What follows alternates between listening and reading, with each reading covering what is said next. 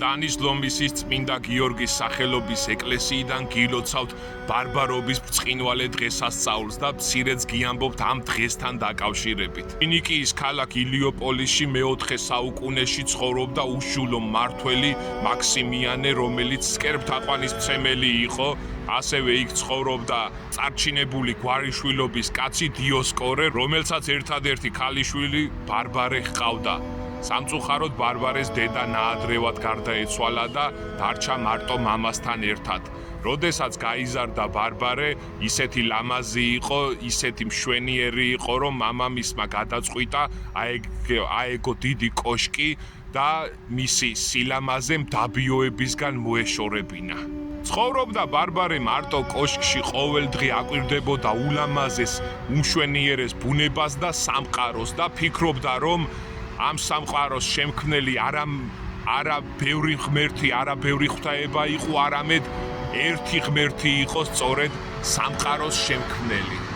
ბარბარე უფრო მეტად კითხულობდა იესო ქრისტეს შესახებ. იმ ხნის შემდეგ მამამისი დიოსკორე მივიდა მასთან და მის გათხოვებაზე ჩამოუგდო საუბარი. ბარბარემ კი კატეგორიული უარი განაცხადა.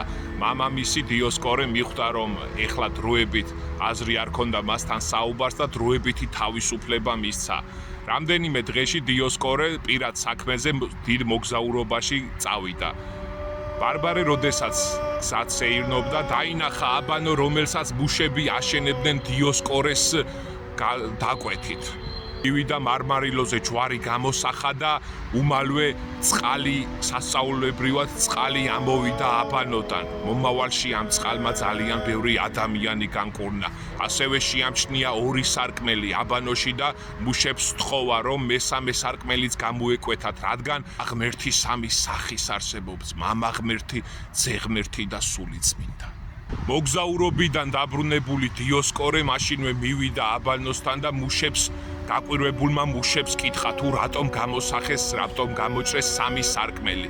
მათ როგორც კი უპასუხეს, რომ ეს სწორედ ბარბარეს მოთხოვნა იყო, მამამისის განრისხებული, გამწარებული მივარდა შვილს და კითხა, თუ რატომ გააკეთებინა მას სამი სარკმელი. წმინდა ბარბარემ კი უპასუხა, ესე სამნი არიან, რომელიც ნათობენ ამას სოფელსა, სამნი, მამა ღმერთი, ძე ღმერთი და სულიწმინდა.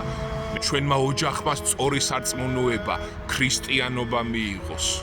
განრისხებული დიოსკორე კი მაშინვე მაქსიმიანესთან, ქალაქის მმართველთან წავიდა, თმებით ათრევდა თავის შვილს და სამჯავროზე მაქსიმიანესთან მიიყვანა. ჯერ მშვიდად წყნარად ეცადა საქმის მოგვარებას, ჯერ ტკბილი ენით უთხრა ბარბარეს, რომ ის ცდებოდა, რომ სარწმუნოება მხოლოდ ერთი იყო, კერპთაყვანისმცემლობა. წმინდა ბარბარემ კი რა თქმა უნდა უარი განაცხადა. განრისხებულმა მაქსიმიანემ კი წმინდა ბარბარეს წამება დაავალა. ჯერმა სასტიკად აწამეს, ცემეს წმინდა ბარბარე, თუმცა იმ ღამეს წმინდა ბარბარეს უფალი გამოეცხადა და თავისი იარები სრულიად მოუშუშა.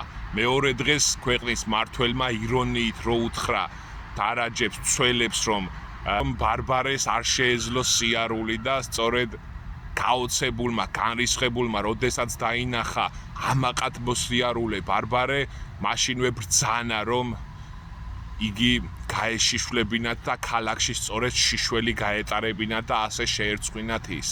წმინდა ბარბარე მათ მაინც ვერ გააშიშვლეს. მას ანგელოზები მფარველობდნენ და წმინდა ბარბარე მაინც შემოსილი იყო.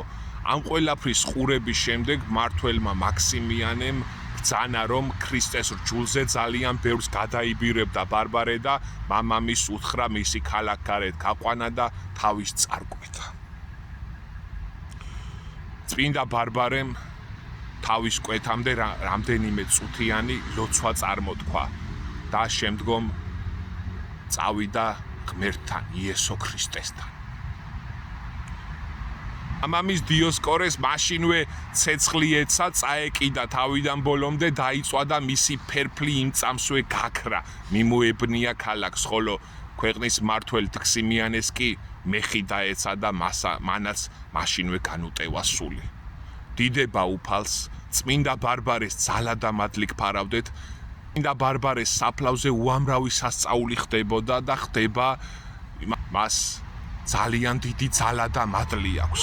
წმინდა ბარბარეს სიყვარული ძალა მადლი გვფარავდეთ თითოეულ ოჯახს მთელ საქართველოს გილოცავთ ბარბარობას სიყვარული არ მოჰკლებოდეს მთელ საქართველოს